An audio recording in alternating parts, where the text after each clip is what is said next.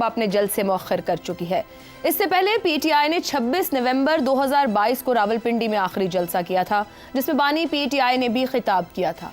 इस जलसे का मकसद अहम तयनाती पर असरअंदाज होना था। पीटीआई की सियासत में जलसों का इस हद तक अहम किरदार रहा है कि पीटीआई के सियासी उरूज में अक्टूबर 2011 के लाहौर जलसे को ही पैमाना माना जाता है।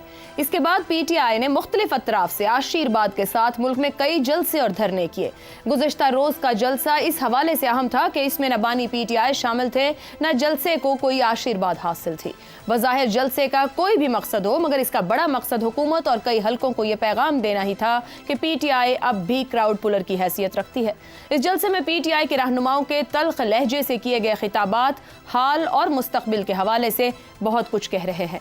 खास तौर पर अली अमीन गंडापुर की तरफ से यह कहना कि इमरान खान को 2 हफ्ते में रिहा ना किया तो हम खुद करवाएंगे। इमरान खान का मिलिट्री ट्रायल कोई नहीं कर सकता। जो एनआरओ देते हैं वो भी करप्शन का हिस्सा है। एनआरओ से ना भी मिला, एनओसी ना भी मिला तो अगला जलसा लाहौर में होगा। मीनारे पाकिस्तान में इजाजत होगी तो ठीक, वरना हम पठान बारात भी लाते हैं और ढोल भी। लाहौर में एक एक बात बताऊंगा, जो हमें मारेगा हम उसको मारेंगे। अगर जुल्म बंद ना हुआ तो हम हक के लिए जिहाद करेंगे। कसम उठाओ, आपने अपने लीडर के लिए लड़ना है, मरना भी है और आखिरी हद तक जाना है। वजीर आला केपी ये अल्फाज बहुत सी बातों की तरफ इशारा कर रहे हैं। महमूद खान अचकजई जैसे सियासतदान की तरफ से कहना कि इमरान खान की रिहाई के लिए 1 अक्टूबर को अडियाला जेल जाएंगे, बहुत बड़ी बात है। इस जलसे से कई बुनियादी सवालात पैदा हो रहे हैं। पीटीआई ने इस जलसे के जरिए किसको क्या पैगाम देने की कोशिश की? इजाजत के बावजूद हुकूमत को रुकावटें खड़ी करने की जरूरत क्यों पेश आई? पीटीआई का मुस्तकबिल के लिए क्या लाहे अमल होगा? जलसा बानी पीटीआई के केसेस पर कैसे असरअंदाज होगा? और सबसे बढ़कर ये जलसा पीटीआई और मुक़्तदरा के ताल्लुकात पर क्या क्या असरात डालेगा? इसी पर गुफ्तगू रहेगी। पैनल में हमारे साथ हैं हसन निसार, शहजाद चौधरी, जैगम खान और अबसार आलम साहब। प्रोग्राम का सवाल आप सभी के लिए। बानी पीटीआई को 2 हफ्ते में रिहा ना किया तो हम खुद कराएंगे। अली अमीन गंडापुर, अल्फाज पर कायम रहना और 15 दिन में अपने लीडर को रिहा करवाना। ख्वाजा आसिफ, अली अमीन गंडापुर की सियासी भड़क क्या बानी पीटीआई को मजीद महंगी पड़ सकती है? हसन निसार साहब, गुज़िश्ता रोज के जलसे में जो बानी की तर्जुमानी की गंडापुर ने, क्या खूब की है या बड़ी मुश्किल में डाल गए हैं? अच्छा, आपका वैसे जवाब नहीं। जलसे की अपनी ज़रूरियात होती हैं और पाकिस्तानी जिस तरह के हम लोग हैं वो तो बढ़कें शड़कें ये वो this is what they like.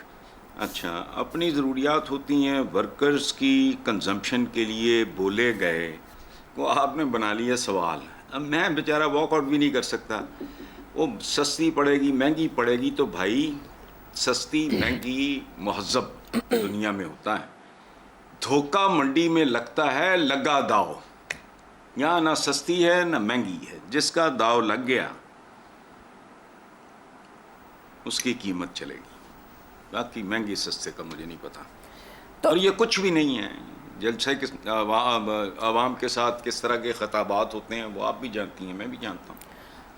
Hasan Nisar साहब, किसी तरह के भी खिताब होते हों, मगर बानी पीटीआई जेल में है, एक वजीर आला गुफ्तगू कर रहे हैं, लोग मौजूद हैं, अभी अभी इलेक्शन गुजरा है। धमकाने डराने आए थे पूरे निजाम को, या कोई बात करने आए थे कि किस तरीके से आगे बढ़ा जा सकता है, या खाली धोखा मंडी में धोखा बेच कर गए हैं?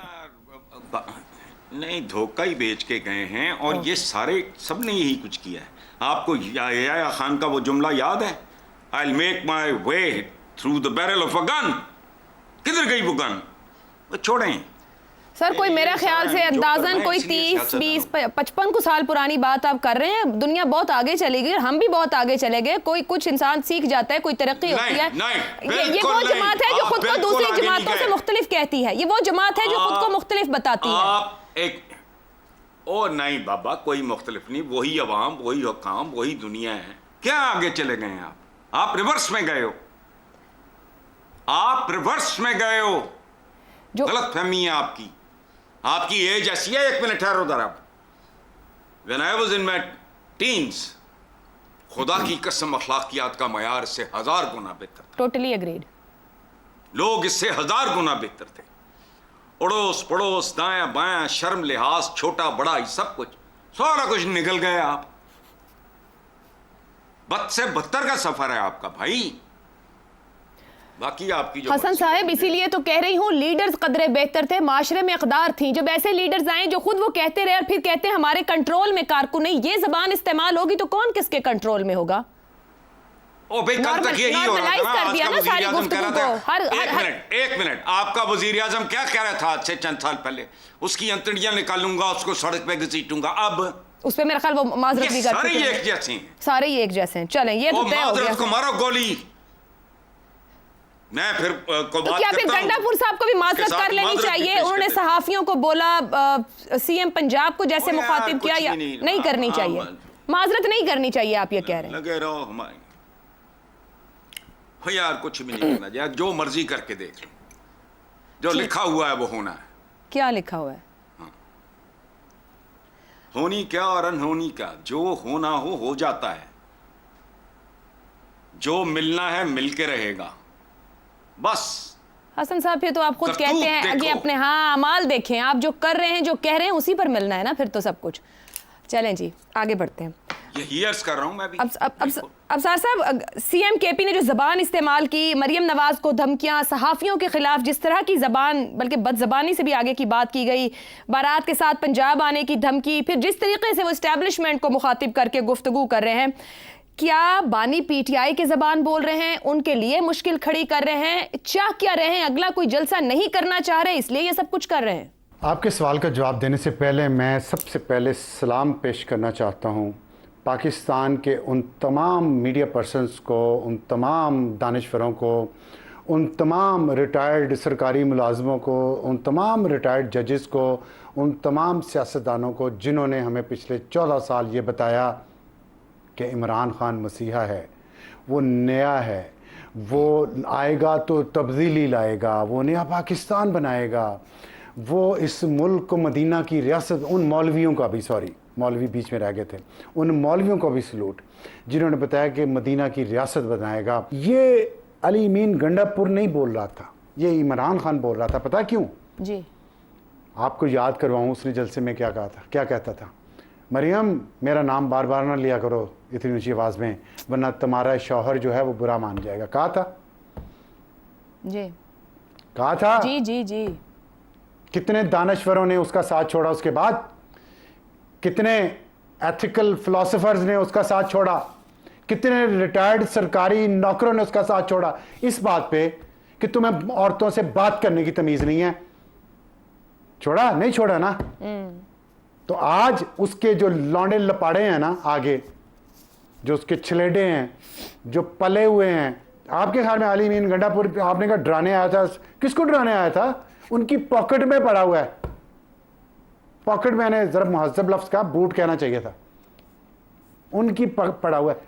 अब सार साहब एक मिनट, आप कह रहे हैं जहां पॉकेट में पड़ा है उनको जो मुखातिब करके जो कुछ कह गया है वो उधर बर्दाश्त करना आसान है? ये तो बात भी वहां करना चाहते हैं, आप पॉकेट में कह रहे हैं। देखिए मेरी बात सुने, ये गेम बड़ी सोफिस्टिकेटेड होती है। कुछ जो चीजें होती हैं ना, पुर्जे छोड़े होते हैं खुद जानबूझ के। वो किसको नुकसान, आपने भी कहा नुकसान किसको होगा? पार्टी को नुकसान होगा, इमेज को नुकसान होगा, पख्तून कौमियत को नुकसान पहुंचाया उसने, पीटीआई को नुकसान पहुंचाया उसने और पहुंचा रहा है, तबाह कर रहा है। अंदर पीटीआई के अंदर लड़ाई हुई है। पीटीआई के बारे में अगर कुछ लोग, कुछ तो महजब लोग होंगे ना, उन सरकारी नौकरों ने जिन्होंने इनको गालियां सिखाई हैं, उनके अलावा उनको तो कोई फर्क नहीं पड़ता औरतों के बारे में ऐसी जुबान। उनके मेरा ख्याल घरों के अंदर भी ऐसी जुबान इस्तेमाल होती होगी औरतों के लिए, या वो अगर कोई और उनकी औरतों के लिए इस्तेमाल कर जाए उन्हें बुरा नहीं लगता होगा। आम लोगों को, पाकिस्तानियों को लगता है बुरा अगर औरतों के खिलाफ इस तरह की जुबान लीडर इस्तेमाल करें, चाहे वो मुस्लिम लीग नून के लीडर हों, पीपल्स पार्टी के लीडर हों या पीटीआई के लीडर हों। फर्क सिर्फ एक है कि पीटीआई को यह कह के लाया गया कि तीसरी कुव्वत है, नहीं है, इन सबसे मुख्तलिफ है। और 20 साल ये प्रोपेगेंडा हमारे जहनों में डेरा गया।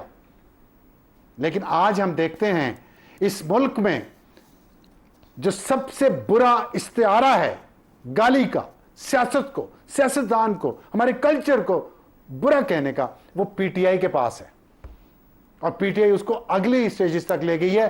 कोई औरत महफूज नहीं है उनके जलसे में, कोई खातून सहाफ़ी उनसे महफूज नहीं है, कोई खातून सियासतदान उनसे महफूज नहीं है। और ये किसके नाम पे कर रहे हैं?